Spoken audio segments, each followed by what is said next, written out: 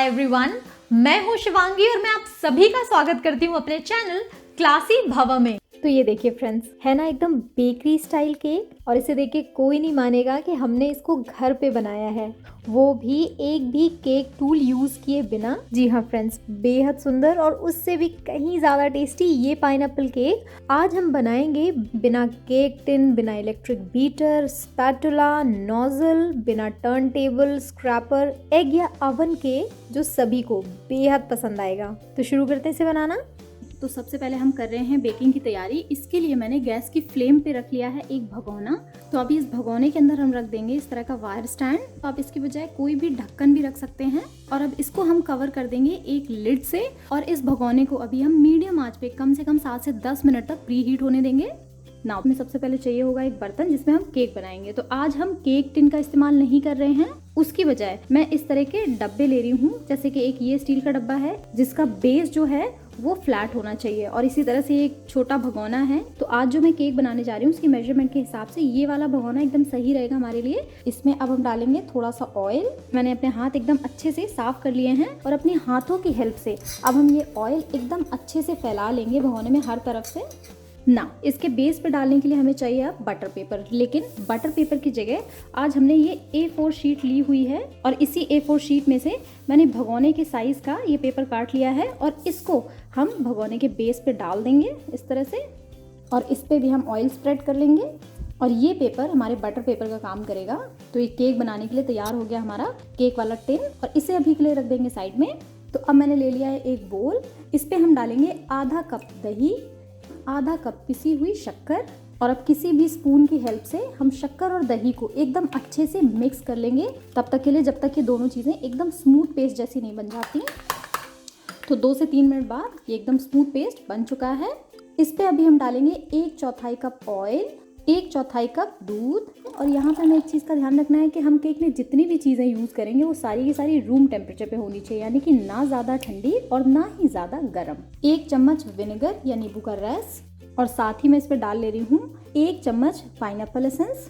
और अब सारी चीज़ों को बिल्कुल अच्छे से मिक्स कर लेंगे। और ये देखिए सारी चीज़ें एकदम अच्छे तरीके से मिक्स हो चुकी हैं। तो अब इस बोल पे रखेंगे हम एक छन्नी, इसमें डालेंगे 1 कप या 120 ग्राम मैदा, 1 चम्मच बेकिंग पाउडर और 1/4 चम्मच बेकिंग सोडा। छान लेंगे इसको बोल में। और अब वेट इंग्रेडिएंट्स और ड्राई इंग्रेडिएंट्स को मिक्स करते हुए हम एकदम स्मूथ बैटर तैयार कर लेंगे केक का। इस बैटर में कोई लंप नहीं रहना चाहिए, एकदम सिल्की स्मूथ बैटर होना चाहिए ये। तो ये देखिए एकदम सिल्की स्मूथ केक बैटर बनके तैयार हो चुका है। तो इसको अब हम ट्रांसफर कर लेंगे अपने ग्रीस किए वाले भगोने में।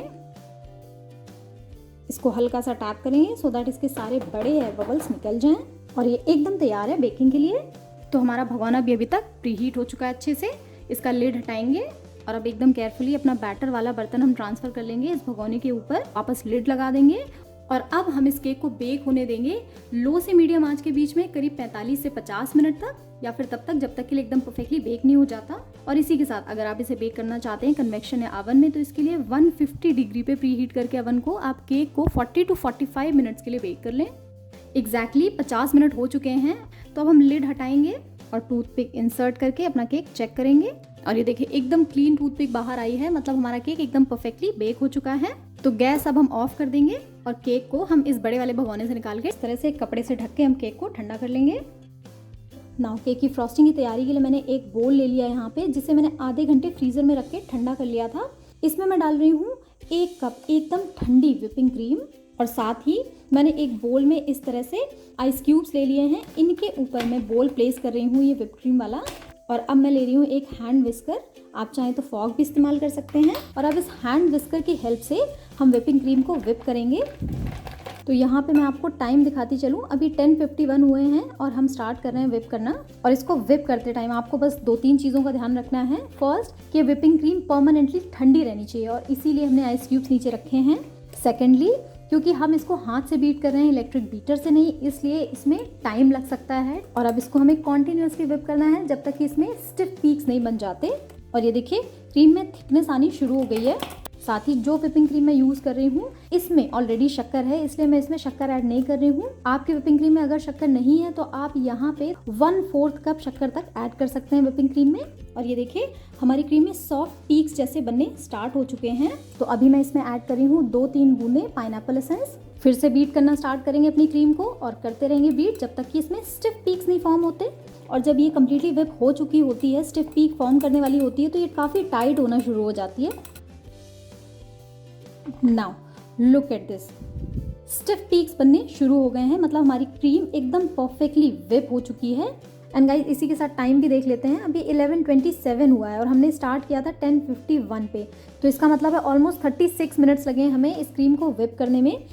तो अब हम बनाएंगे शुगर सिरप। इसके लिए 2 बड़ा चम्मच शक्कर हम डालेंगे एक बोल में।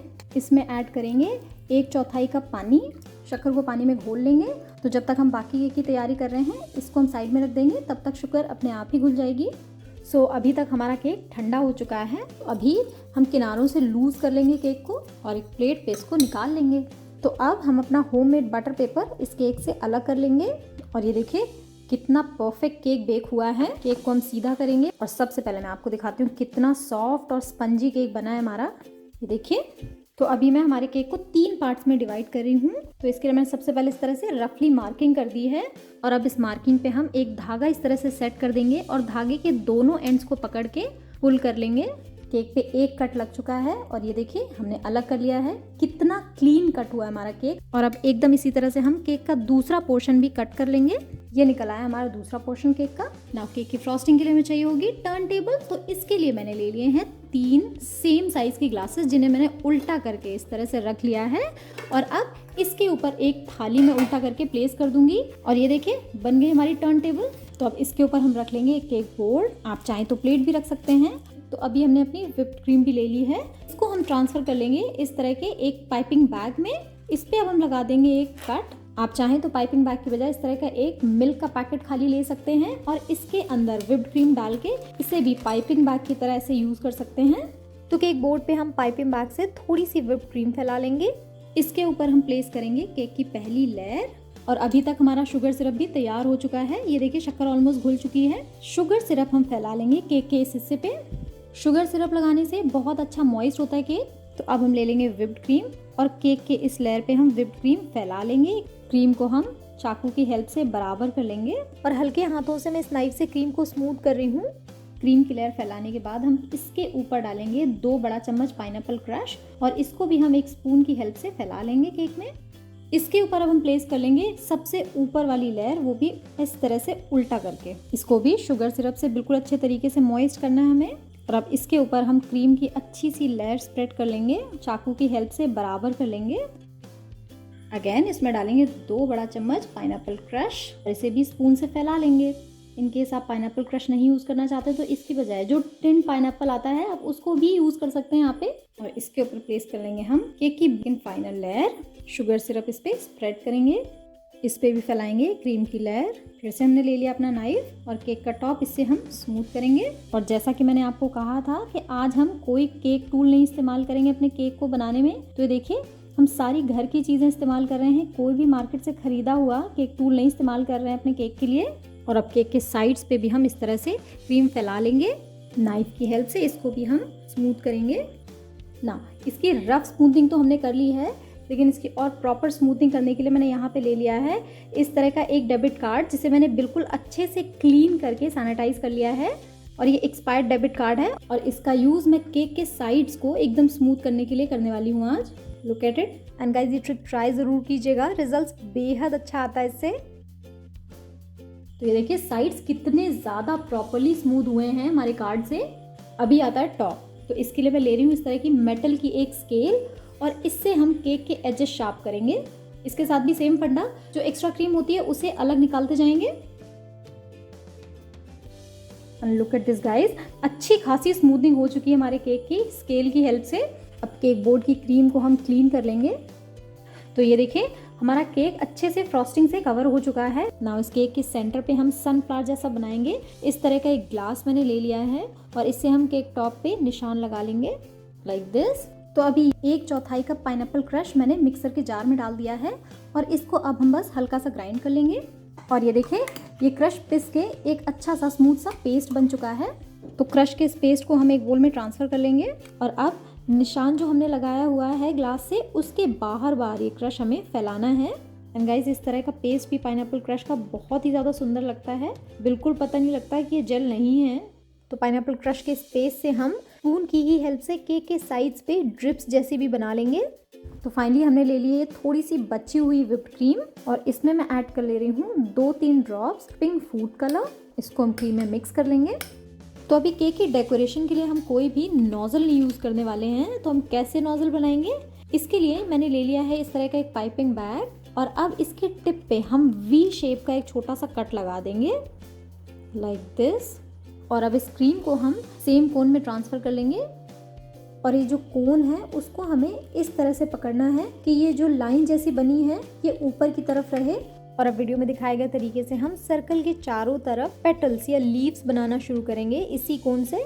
बिना किसी नोजल कोन के कितनी प्यारी पेटल्स बन रही हैं। और इसी तरह से हम दूसरी लाइन भी बना लेंगे पेटल्स की, बिल्कुल सेम तरीके से।